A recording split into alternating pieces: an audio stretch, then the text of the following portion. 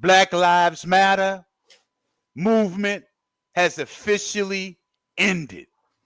All these Black Lives supporters, Black Lives Matter supporters, all of these black activists, all of these what is it, the NAACP, all these movements that love to try to get behind situations like this without really divulging and without really explaining to the people as to what the real cause was and the real issue was as to why this black man ended up getting killed on the subway by the white guy, Mr. Daniel Penny.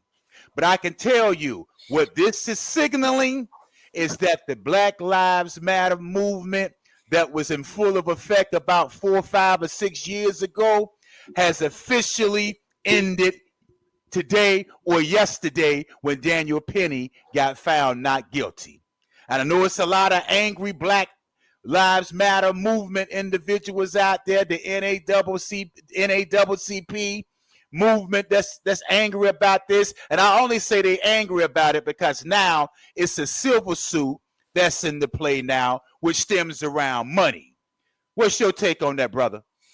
I mean, damn, it didn't even take them a whole hour, right? It was like, yo, we ready to get up out of here. You feel me? Let's wrap this dude up, man. Get up out of here. You know, it ain't even took them a whole hour. They even did take so they even worry about the manslaughter. We ain't worry about that. You know what I'm saying? Just go ahead and wrap this dude up, man. Get up out of here. So yeah, man, that's crazy, man. They ain't showed on no love. Now I had the shoes been reversed, man, and had the black guy choked him out, killed him. Yo, we already know that would have ended. You know what I'm saying? I mean, at least the manslaughter. I mean, you can't you choke a man to death. You know. But hold on now, before you start to really get emotional with this thing. I ain't emotional. Okay, well let's stick to the facts.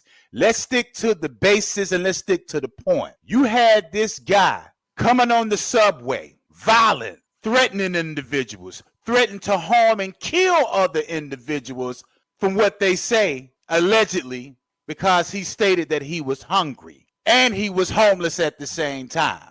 This is what they say, that he came onto that subway violent.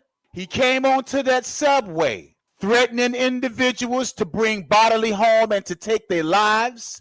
And these people were, on the subway was in fear for their lives, including the white guy, Daniel Penny.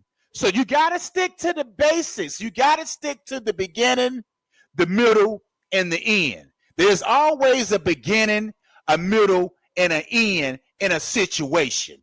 There's never an end and then the middle and then the beginning. It's always the beginning, the middle, and the end.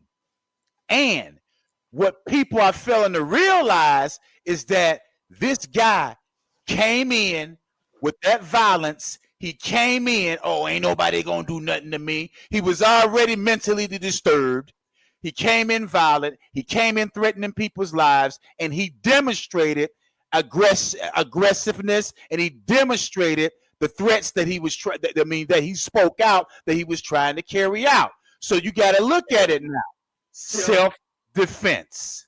Self-defense. So if you take away an individual's right to self-defend themselves, because now individuals are threatening to create bodily harm and to take your life, and if you don't have the right to self-defend yourself, then you put yourself in a predicament where someone else is going to take your life and other individuals' lives too. So let's not negate the fact or sidestep or sidetrack the fact that this guy came on that subway threatening individuals and threatening their lives and being violent.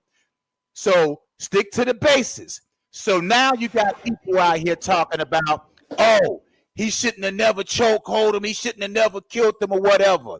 No, man, I don't agree with that. I agree with the verdict that came out that white boy Daniel Penny should have gotten found not guilty.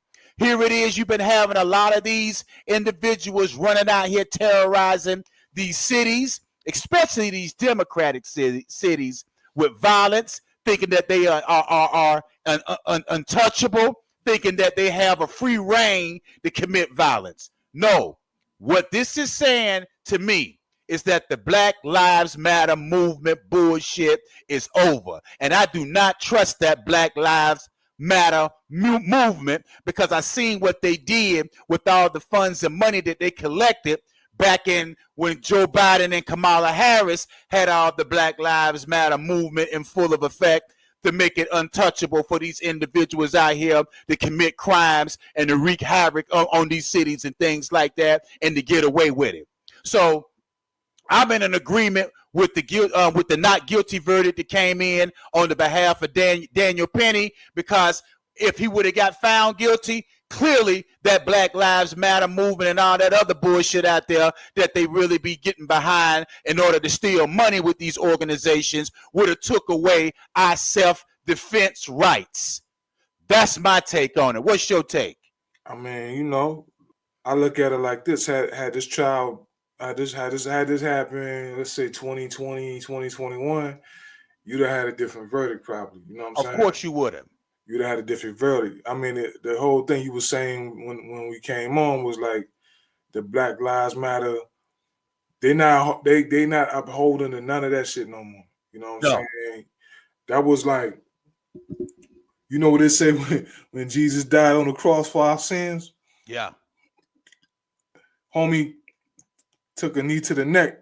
You know what I'm saying? He died. You know what I'm saying? To open up. Who was homie that you're talking about? George Floyd. Yeah. He took a knee to the neck. And that was another different type of situation right there. But anyway. I'm just saying that opened up, that tragic situation opened up, you know what I'm saying, open up things, man. People had opportunities, people was making money. It was these corporations was buying, you know, they was catering to black people, man. You know, it was shit was like down in reparations. But even the Black Lives Matter movement, the organization itself was using that George Floyd situation in order to raise money and to take in money, but turning around, misappropriating the money by running out there buying houses. Yeah, that's a whole different topic. You know what I'm saying? But what I'm saying is that the country, as far as America, you know, that was a period where they was receptive and they was feeling, they was catering, they was letting us get things accomplished. They was giving deals away. They was doing all kind of shit because it was a public relations situation. You know, they was looking bad about some things. Now that done died down, you know what I'm saying? It's back to business. You feel me? It's back to really what it was, and I don't think we took advantage of the situation the right way. You know what I'm saying? We didn't take advantage of it. Now, you know, we in situations, you know, shit has done changed. But going back to this situation with the trial, you know, yeah, I heard the stories. You know, if someone come on a train, they acting crazy and stuff like that, they say they're gonna kill people, and then somebody stepped up and did something.